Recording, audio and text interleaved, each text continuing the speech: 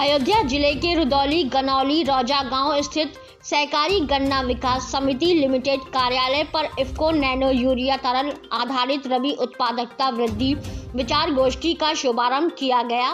कार्यक्रम की शुरुआत इफ्को के एमडी डॉक्टर उदय शंकर अवस्थी ने दीप प्रज्वलित करके की।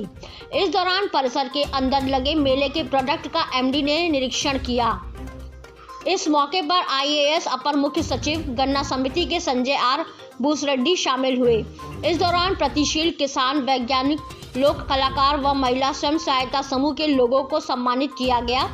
वहीं एमडी डॉक्टर उदय शंकर अवस्थी ने कहा कि गन्ना किसानों के लिए नैनो यूरिया का दाम 15 रुपए पर बोतल दाम घटा दिया है, जो 240 रुपया था, अब वह 225 कर दिया गया है, जिसका फायदा किसान लोगों को मिलेगा। उन्होंने गन्ना किसानों से अपील की, आप नैनो यूरिया का इस्तेमाल करें जिससे खेत की पैदावार अच्छी होगी।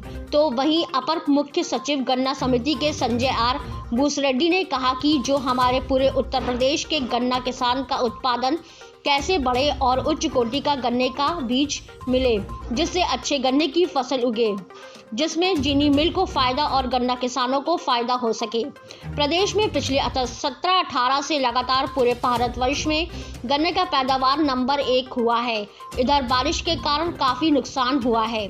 उन्होंने कहा, पहले हमारे पास गन्ना किसान 33 लाख थे, अब 46-47 लाख गन्ना किसान हुए हैं। उत्तर प्रदेश की सरकार की और गन्ना विकास समिति की तरफ भरोसा बढ़ा है।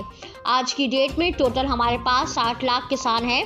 दरअसल इस गन्ना किसान गोष्ठी में किसानों को प्रोडक्ट के बारे में बताया गया, जिसमें गोष्ठी में बड़ी संख्या में किसान शामिल हुए।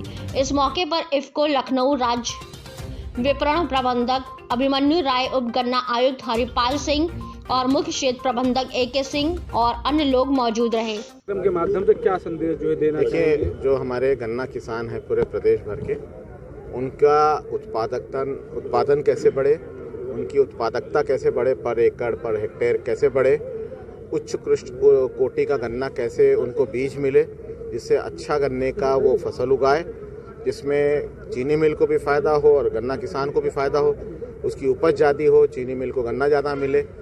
प्रदेश में पिछले 17-18 से लगातार पूरे भारतवर्ष में गन्ने का उत्पादन में नंबर 1 है। शक्कर उत्पादन में, इथेनॉल उत्पादन में, बिजली उत्पादन में जो खोई से बिजली बनती है, और इसी प्रकार हम पिछले 4 साल से ये है। हाँ, इधर कुछ बारिश के कारण कुछ हमारा गन्ने का नुकसान हुआ है। तो ये प्रदेश में पहले हमारे पास 33 लाख किसान थे, वो आज 46-47 लाख गन्ना डाल रहा है। उसका प्रदेश के सरकार की ओर और प्रदेश के गन्ना विकास विभाग की तरफ रुझान बढ़ा है, भरोसा बढ़ा है।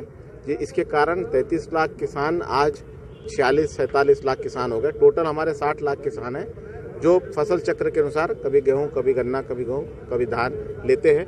तो जो 33 लाख किसान गन्ना डालता था, आज वो 47 लाख किसान गन्ना डाल रहा है। गन्ना किसानों के लगभग जितनी भी समस्याएं थी वो पूरी की पूरी समाप्त, माफिया पूरा का पूरा प्रदेश में समाप्त, और जो उनको अपना गन्ने का मार्केटिंग करना, गन्ना मिल तक पहुंचाना समय पर, उसको SMS पर्ची के माध्यम से, उसमें घटतौली न हो, इसके ऊपर बहुत ज़्यादा विभाग का पुरजोर तवज्जो है, जिससे किसान को अपने उपज का पूरा मूल्य मिले और उसकी आय में वृद्धि हो। और हम 17 से 22 में दुगनी का प्रयास किए, लेकिन हम लगभग दुगना न कर पाए, लेकिन लगभग 1 रुपये को 1 रुपये 75 पैसे तक ले गए। अब इस 75 को 3.5 रुपये तक ले जाने का, किसान की आय को दुगनी करने की हमारी पूरी चेष्टा है। सर, अच्छी फसल सर हो, उसके लिए सर क्या कहेंगे किसान भाइयों को, जिससे ज़्यादा देखिए, हमने एक पंचामृत योजना, एक तो सट्टा नीति जो 17-18 में हमने आमूलचूल परिवर्तन किया, उससे बहुत बड़ा लाभ मिला है किसान भाइयों को।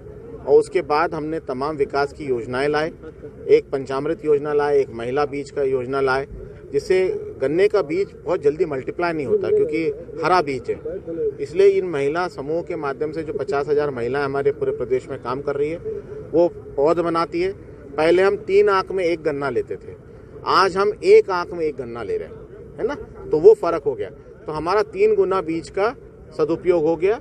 और इतना ही नहीं, जो हम सीडलिंग बना रहे हैं, तो अगर किसान का खेत खाली होने में समय लग गया कई कारणों से, तो उसमें उसको बाद में गन्ना न लगाने का दुख न हो, तब तक 1 महीने का पौध तैयार है, उसको सीधे ले जाके उसकी रुपाई कर दे और उसके बाद वो अपना गन्ने की फसल ले सकता है। सर आज किन लोगों को सर सम्मानित जो है किया गया है? आज देखिए, आज जितने भी हमारे प्रगतिशील किसान हैं उनको सम्मानित किया गया, वैज्ञानिकों को सम्मानित किया गया, लोक कलाकारों को सम्मानित किया गया और हमारी जो बहनें हैं उनको सम्मानित किया गया। उनको हम लोगों ने, उनके समूह को अच्छा पानी, शुद्ध पेय पीने के लिए उनको हमने एक आरओ प्लांट उनको दिया है, जिससे वो अपने गांव में अपने समूह के बीच में रखे। और इसी प्रकार उनको हम समय समय पर संयंत्र देते, हम सैनिटरी नैपकिन पैड की मशीन देते मैनुअल, उसके साथ उसका स्टॉक देते हैं, जिससे साल भर उनके लिए कहीं डोलना ना पड़े, उनके पास वो स्टॉक उपलब्ध हो। बहनें आपस में अपना हाइजीन, अपना इनकम सब पर ध्यान दें। हम लोग बातचीत कर रहे हैं कि नैनो यूरिया और नैनो डीएपी दोनों का इस्तेमाल कैसे करके हम अपनी आमदनी बढ़ा सकते हैं और अपना खर्चा कम कर सकते हैं। 2 बातें हमने और कही हैं कि एक तो हमने 15 रुपये पर बोतल नैनो यूरिया का दाम घटा दिया है, जो पहले 240 था उससे 225 रुपये कर दिया है। और साथ में एक योजना ये बता दी है कि कोई 48 बोतल खरीदता है तो जो हमारा स्प्रेयर है बैटरी ऑपरेटर, वो मुझे 2400 रुपये का पड़ता है, तो खाली 600 रुपये में उसको वो स्प्रेयर भी मिल जाएगा, तो उसको 1800 रुपये की बचत होगी। तो उससे लगा लीजिए 75 रुपये पर बोतल, उसका भी दाम एक तरीके से कम हो गया। 225 से 75 रुपये कम कर दो तो 150 रुपया हो गया।